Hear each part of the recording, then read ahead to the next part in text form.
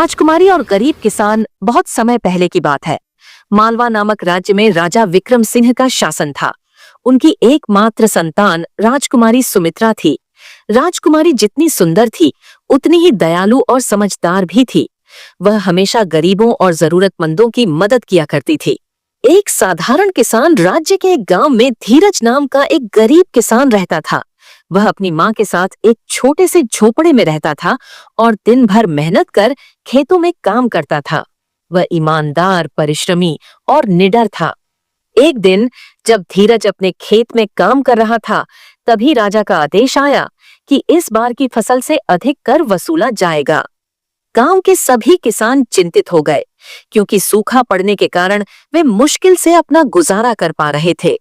राजकुमारी से मुलाकात। राजकुमारी सुमित्रा हमेशा अपने राज्य के लोगों की समस्याओं को सुनती और उनका समाधान निकालती थी। जब उसे पता चला कि गांव के किसानों पर अधिक कर लगाया गया है, तो उसने स्वयं जाकर राजा से इस फैसले को बदलने की विनती की। राजा ने कहा, अगर किसान खुद आकर अपनी समस्या समझाएंगे और उसका हल सुझाएंगे, तो मैं इस बारे में विचार कर सकता हूँ। राजकुमारी ने गांव जाकर किसानों को यह संदेश दिया। सभी लोग डर रहे थे कि राजा से कौन मिलेगा, पर धीरज ने हिम्मत दिखाई और महल में जाकर राजा के सामने अपनी बात रखी। धीरज ने कहा, महाराज, यदि किसानों पर इतना अधिक कर लगाया गया तो हम भूखे मर जाएंगे। कृपया हमारी स्थिति पर दया करें और कर को कम करें। राजा ने उसकी समझदारी और निडरता को देखकर उसे 3 दिनों का समय दिया कि वह एक हल निकाले जिससे राज्य को भी नुकसान न हो और किसान भी परेशान न हो। धीरज की बुद्धिमानी। धीरज ने 3 दिनों तक सोच विचार किया और फिर राजा के सामने एक सुझाव रखा। महाराज, अगर किसानों पर अधिक कर लगाया जाता है तो वे खेती छोड़ देंगे और राज्य की आय भी घट जाएगी। इसके बजाय हमें नई सिंचाई व्यवस्था बनानी चाहिए, जिससे फसल अधिक हो सके और बिना किसी अतिरिक्त कर के राजकोष की आय भी बढ़े। राजा को यह सुझाव बहुत पसंद आया। उन्होंने तुरंत इस पर काम करने का आदेश दिया और किसानों से अतिरिक्त कर नहीं लिया गया।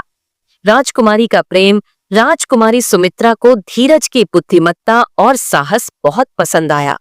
वह समझ गई कि वह सिर्फ एक साधारण किसान नहीं, बल्कि एक महान व्यक्ति है। धीरे धीरे दोनों के बीच गहरी दोस्ती हो गई और फिर यह दोस्ती प्रेम में बदल गई। राजकुमारी ने अपने पिता से कहा कि वह धीरज से विवाह करना चाहती है।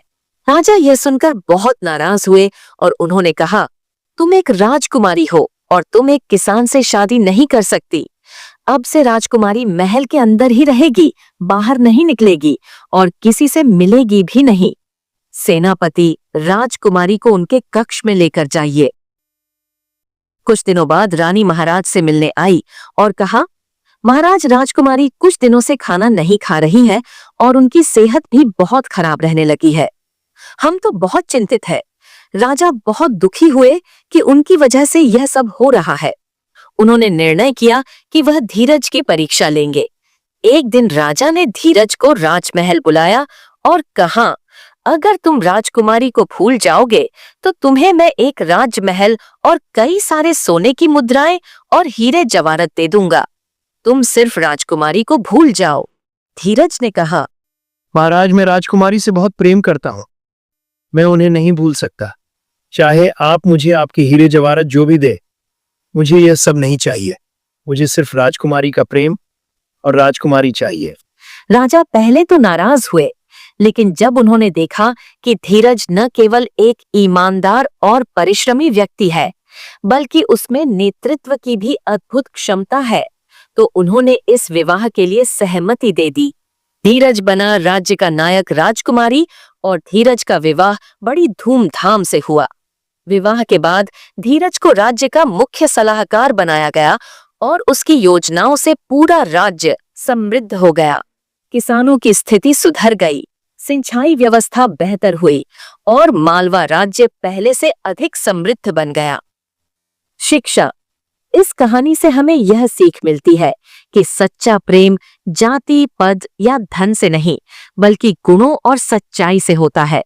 मेहनत, बुद्धिमानी और ईमानदारी से कोई भी व्यक्ति महान बन सकता है।